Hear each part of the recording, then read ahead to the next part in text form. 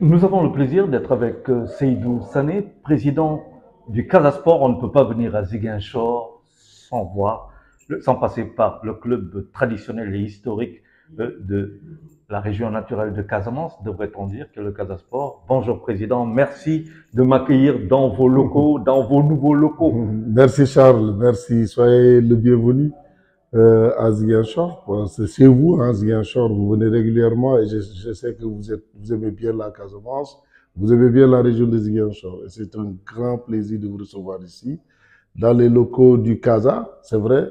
Le Casa est né depuis 1969 et c'est maintenant qu'on a nos propres locaux. Cela signifie qu'il y a eu beaucoup de choses qui sont passées entre-temps.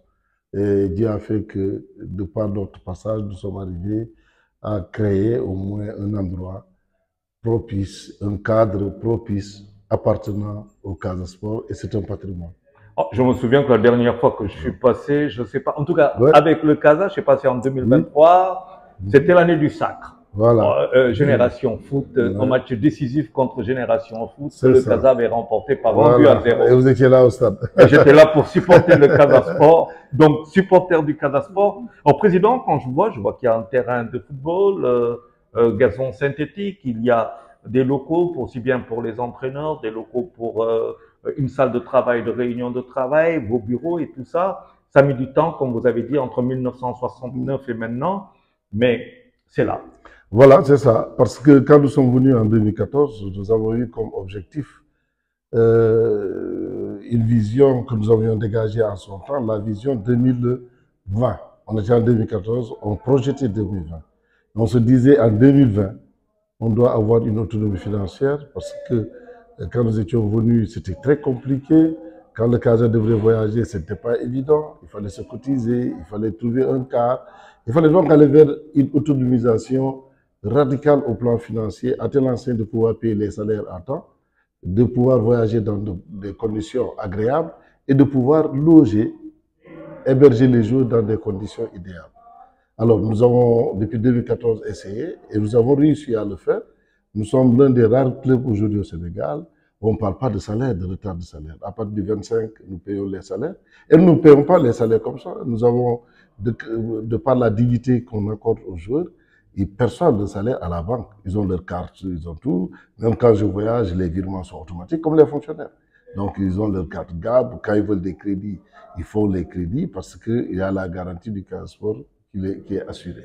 Donc, ça, on est arrivé. On s'est dit aussi, quand on est venu pour les réunions, on allait dans de bureau en bureau, demander des salles de bureau ici au niveau des Ziguinchor. Il nous arrivait parfois d'arriver dans un bureau, qu'on nous dise que le gardien est parti avec les clés et les réunions étaient reportées.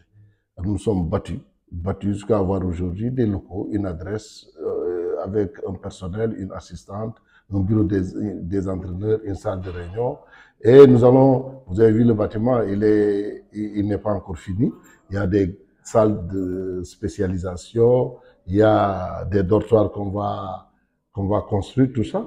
Donc, nous y sommes, mais nous avons dit, on peut avoir un bon bâtiment sans le terrain. Nous avons mis donc l'accent sur le terrain. Nous avons eu donc une pelouse synthétique de dernière génération avec des lampes.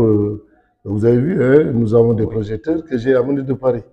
C'est les projecteurs du Stade français de Paris. Et quand ils ont changé, j'ai eu des relations là-bas. Quand ils ont changé le nouveau stade là, ils ont, Vous avez récupéré, vous j'ai êtes allé chercher. récupéré et c'est des lampes qui tiennent. Même pendant la pluie, on n'a pas de défection. Alors, donc ça veut dire que vous jouez même la nuit. On joue tout le temps, du matin au soir. Parce que c'est le seul terrain aujourd'hui qui est utilisable pour tous les Ziguinchor. À Bignona, il n'y a pas de gazon synthétique. À Oussou, il n'y en a pas. Ici, il n'y a que le stade Alistré. Et le stade Alistré, c'est pour les compétitions. Mais vous ne risquez pas d'endommager Ah beaucoup non, de terrain. on entretient. Vous avez vu, on vous aurait dit que le gazon l'a fait 3 ans, vous n'allez pas croire. Alors, j'ai pensé que c'était un gazon Non, neuf. non, c'est 3 ans. Il est entretenu, brossé, et c'est pourquoi on n'a pas de dommages. Et comme les gazons synthétiques, là, plus on joue, plus ça tient. Alors, donc, vous avez vu, et aujourd'hui, nous sommes dans un quartier populaire, Nema 2, où nous avons nos locaux, le terrain, et les gens utilisent le terrain. Il y a même, dans le cas du corpo, les professionnels viennent jouer ici. Nous avons la petite catégorie, parce que depuis 2024, nous nous sommes dit, on avait projeté 2014-2020. Ça nous a réussi à avoir cette autonomie financière, avoir des locaux et avoir des entraîneurs locaux qui ont été formés. Parce qu'on s'est dit aussi, pour que nous soyons le grand club fort, il faudrait avoir des techniciens qui comprennent les enjeux, qui comprennent les aspects culturels, qui comprennent aussi la sociologie d'ici. Parce qu'on avait tenté parfois, et ça a été très difficile, on s'est rendu compte que toutes les coupes que nous avons gagnées, nous les avons gagnées avec des gens, des techniciens qui étaient là. Depuis Dembara Matandiaye et tout ça, Boucar Diouf, que nous considérons comme étant Ziguinchorois, et puis tous ces gens ont permis de réussir une trajectoire. Et ça, on tient à ça. Alors, faudrait-il maintenant mettre l'accent sur la formation, et on l'a fait. Nous avons maintenant, aujourd'hui, machallah, nous sommes battus pour avoir cette autonomie financière, même si cela, il faut toujours maintenir, il faut toujours développer les initiatives. C'est le lieu de remercier, de féliciter aussi tous nos partenaires financiers qui nous soutiennent. Hein. Il y a la Casamanceaise, nous la Casamanceaise, il y a Apix, il y a AIBD, tout ça. Vous avez vu, c'est tout ça. Donc, si on a ces gens comme ça qui nous appuient et qui nous facilitent la gestion, et ce qui fait qu'aujourd'hui, heureusement que à partir de ces gens, nous sommes en train de faire des résultats. Nous avons construit ce terrain et c'est vrai que ces tableaux que vous voyez, ils ont donné des avances. Avec Apix, nous sommes à une première avance de 30 millions sur les 90 millions. Maintenant, ils vont nous remettre le restant, le solde des 60 millions après. Mais c'est pour dire que on est arrivé en 2020 à gagner même des trophées. Parce qu'on s'est dit, l'horizon 2020, c'est en 2020 qu'on va commencer à gagner. 2020, heureusement, c'est pourquoi il faut construire le football, il faut construire dans le temps. C'est sur la durée. Sur la durée. Nous avons dit, 2014, on vient de prendre les rênes du Casa, on ne peut rien gagner. On peut aller en finale, on est allé 2 fois en finale contre Nialtari, contre Génération, on a perdu. Mais l'objectif, la vision, c'était 2020. Quand on est arrivé en 2020, on a gagné la Coupe du Sénégal 2 fois, on a gagné la Coupe du Sénégal, le championnat en même temps. Nous sommes partis 2 fois en Afrique pour représenter le Sénégal. Parce que cette vision a été planifiée et nous y sommes arrivés. Maintenant, on s'est dit, on a fini avec cette vision 2020, qui nous a permis d'avoir les locaux aujourd'hui, qui nous a permis d'avoir de grands techniciens. Maintenant, il faut avoir une autre vision 2030. Parce que le Casa fait partie des clubs qui ont le plus gagné de trophées pendant l'ère professionnelle. Je parle de l'ère professionnelle. Depuis l'ère professionnelle, nous sommes l'un des rares clubs à gagner la même année une coupe et un championnat. Il reste maintenant à prouver sur le plan africain. Et c'est pourquoi nous sommes dit 2030, c'est l'Afrique. Donc, pour arriver en 2030, pour cette ambition africaine, il faut préparer donc une académie Casa. Et c'est pourquoi nous avons U10, U13, U15, U17, pour que ces jeunes qui vont être préparés aujourd'hui, s'ils sont à 13 ans, en 2030, ils auront 19 ans. Ils seront en pleine forme. Et ceux qui étaient à 15 ans, ceux qui ont 15 ans, ils seront à 21 ans. La combinaison, la moyenne de ces joueurs-là, bien préparés depuis 6 ans, pour nous donner satisfaction. Vous êtes en train de vous inspirer du FC Barcelone, de ces grands clubs qui... Parce que j'ai assez voyagé, j'ai vu, on a fait un benchmark pour voir le secret des grands clubs qui gagnent, et c'est la formation. Il faut que les gens soient patients. Et c'est la raison pour laquelle vous constatez, quand on a une rupture de génération, la génération qui suit, on a toujours des problèmes. Et c'est pourquoi ces temps-ci, ces 2 dernières années, on joue le maintien parce que la projection, les gens sont pressés. La projection, c'est 2030. Aujourd'hui, vous constatez que dans la projection, en 2024, on s'est dit 2030. Et cette année déjà, nos juniors jouent la finale de la Coupe du Sénégal. Alors qu'il y a longtemps, on ne jouait pas. On s'est dit, gérons la petite catégorie. Donc ça commence à payer. Ça commence déjà. Cette année, on joue, on est qualifié à la Coupe du Sénégal junior. Parce que la Coupe du Sénégal junior est un indicateur, parce que la Coupe du Sénégal, c'est tous les clubs du Sénégal qui jouent. Et le Casa a gagné, jusqu'à arriver à la finale. Donc, ça signifie quoi? Ça signifie que déjà nous sommes sur les rampes de 2030 et que c'est pourquoi l'équipe A ne peut pas réussir, parce que nous avons fait focus sur la petite catégorie. Parce que l'équipe A, on peut gagner le championnat, on peut gagner la Coupe du Sénégal, ça s'arrête là. 2030, ils ne seront pas compétitifs. Ils auront 25 ans, 30 ans. Mais c'est les jeunes-là que nous sommes en train de préparer, cette pépite-là qui demain va donner satisfaction. Et c'est pourquoi il faut que les gens soient patients en football. Quand on est patient, on réussit. Le Sénégal a été patient pour gagner la Coupe d'Afrique. Vous êtes certainement très content de ce match contre l'Angleterre. Alors c'est la France, championne du monde, le Brésil, champion du monde, Angleterre, vieille championne du monde depuis 66. Ouais. Sénégal commence à faire peur. Ah oui, et d'autant plus que l'Angleterre n'a jamais perdu contre une équipe africaine. C'est la première. Et le Sénégal aime toujours ses défis. Le Sénégal aime relever les défis. C'est ça. C'est un pays de défis. De défis. Alors, on revient au Casa Sport qui gagne le championnat, des joueurs qui partent. Et après, il y a toujours les saisons d'après le titre, souvent, sont un peu difficiles. Très bien. Et comment ça va compter? De toute façon, je pense que cette année, c'est assez difficile aussi. Oui, c'est assez difficile parce que, comme je l'ai dit, la projection 2024, c'était 2030. Maintenant, on va jouer toujours, si c'est possible de gagner le championnat, on le gagne. Mais notre objectif final, c'est 2030. Parce que gagner le championnat du Sénégal, ça ne suffit plus. Le Casa a plusieurs fois gagné le championnat. Il a toujours gagné la Coupe du Sénégal. Mais la rentabilité financière, c'est aller en Afrique. Absolument. Si on va en Afrique, si on va le plus loin dans la compétition interclub africain, c'est en ce moment qu'on saura exactement le bénéfice du football. Parce que c'est en ce moment seulement qu'on pourra avoir des millions et maintenir les joueurs au Sénégal et payer les salaires à l'image de ce qui se fait au tout-puissant Mazembe.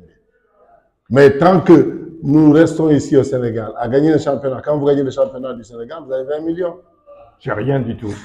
C'est un transport pour le cas, pour aller-retour, Dakar-Ziguinchor. Alors, Président, vous quittez Dakar demain matin, si je ne me trompe, pour un match de championnat important. Contre Tengué. Alors, là, nous sommes au classement 12e. On était, vous savez, pendant longtemps, on a pataugé dans la zone dangereuse. Après, nous avons fait un bon enchaînement parce qu'on a gagné. On a fait d'abord un nul contre Oslo, on a gagné Diamono de Fatigue, on a gagné Walidan. Successivement, on a perdu à Pékin et on a gagné le Djaraf. Et ça qui a fait qu'on est sorti. La confiance est revenue. Voilà, la confiance est revenue. Les jeunes sont contents. Hein. Les supporters sont encore beaucoup plus motivés parce qu'on est à 8 points du premier relégable. Et il reste 4 journées. Donc, nous allons jouer la tête haute. Nous allons jouer avec beaucoup de confiance. Pour le maintien. Pour le maintien. Je pense que ça ira parce qu'il y a beaucoup d'équipes qui sont derrière nous. Même Tengué qu'on doit rencontrer est derrière nous et qui a gagné le championnat l'année dernière. C'est pour dire que c'est compliqué. C'est compliqué. Mais qu'est-ce qui explique ce qui explique ça, souvent, vous avez vu, Gorée est allé, quand Gorée a gagné le championnat, ils sont allés en Afrique, ils sont revenus, ils sont allés en deuxième division. Quand Pékin a gagné le championnat, ils sont revenus, ils sont allés en deuxième division. Quand Casa est allé, il est revenu. L'année dernière, on a connu des moments difficiles jusqu'à la dernière journée pour se sauver. Tengué est parti, il est revenu, c'est la même chose. C'est comme si, finalement, allez... Le champion est damné, comme s'il y a une sorte de damnation. Mais c'est parce que, quand vous allez en Afrique, vous dépensez beaucoup de moyens. Et les moyens ne suivent pas forcément. Vous gagnez 20 millions pour le championnat que vous avez remporté. 20 millions pour aller en Afrique, un seul séjour, aller-retour. C'est compliqué. Vous revenez pauvre, vous devenez pauvre. Et vous ne pouvez même pas parce que le calendrier aussi ne correspond pas toujours. Parce que vous pouvez préparer les jours, ils vont en compétition africaine. Ils reviennent, on les a éliminés très tôt. Il y a un flottement parce que vous ne pouvez plus aller en regroupement pendant que les autres sont en train de travailler, vous libérez les joueurs. Ils vont revenir avec méforme, avec déception. Et c'est toujours compliqué cette phase-là. Alors, Président, je vois beaucoup de coupes. On est arrivé au terme de cette entrevue. Je vois beaucoup de coupes derrière vous. Il y en a d'autres à côté. Pouvez-vous m'en parler? On va se lever. Peut-être vous allez me les montrer, ces coupes. Alors, il y a d'abord, ça c'est la Coupe du Sénégal que nous avons remportée. Nous avons remporté, disons, une Coupe du Sénégal, vous vous rappelez bien, contre Djamba. On a gagné aussi contre Lusitana. Nous avons aussi gagné la Coupe de la Ligue. Le Casa a gagné la Coupe de la Ligue avec la génération de Stéphane et tout le monde. Ils ont gagné la Coupe du Sénégal avec les générations. C'est pourquoi j'ai dit, depuis l'ère du professionnalisme 2009 jusqu'à 2025 aujourd'hui, le Casa fait partie des clubs les plus titrés. Combien de coupes vous avez? Alors là, la Coupe du Sénégal. nous avons gagné la Ligue, la Coupe avec les CFA 2 fois. On a au total 6 coupes. 6 coupes entre Coupe du Sénégal, Coupe de la Ligue, sans compter les juniors. Nos juniors aussi ont gagné. En 6 ans. En 6 ans, près de 10 ans. Voilà. Donc, nous avons gagné beaucoup de coupes. Les gens oublient. Et ça aussi, c'est des fagnons quand nous sommes allés en Afrique pour jouer contre Kabylie. Kabylie, il faut rappeler que les sportifs de Kabylie, nous les avons gagnés à l'aller à Thiès 1-0. Ils nous ont gagné 3-0 au retour dans un match très compliqué où il pleuvait. Alors, ici, nous avons joué aussi contre les Burkinabés. Alors, nous avons fait nul à l'aller, 0-0 au retour. Nous avons fait 1-1. On nous a fait 1-1 à Thiès, au retour, 0-0. Le but comptant double, ils nous ont éliminés. Alors, nous avons fait une participation honorable en Afrique. Ça n'a pas été triste en Afrique. Et il y a les champions régionaux, en cadet, en junior, ces coupes que vous voyez là-bas. Donc, nous avons eu beaucoup de coupes. Beaucoup de coupes, machallah. Et c'est le lieu de remercier nos supporters, qui sont le secret de ce que nous sommes. À côté des joueurs, il y a les supporters, les Casa, que vous aimez bien, que vous admirez, et qui sont toujours là pour le Sénégal, dans tous les domaines sportifs, et même culturels. Vous avez vu hier même, ils ont accompagné l'équipe à partir de Dakar, chanter avec Madame le ministre des Sports, avec l'ambassadrice. À la place du souvenir. À la place du souvenir. C'est pour montrer que c'est ça le football, c'est ça l'esprit olympique en vérité. On dit, on gagne ou on gagne. Il n'y a pas de défaite. Parce qu'il n'y a pas de défaite chez nous.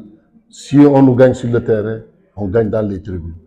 Parce qu'on veut montrer aux yeux du monde que le football doit rassembler les gens, que le football doit unir, que le football c'est la solidarité. Quand on perd la solidarité, quand on perd l'union, on n'est plus sportif. Je vous remercie, Président. Merci, Charles. À très bientôt. À bientôt.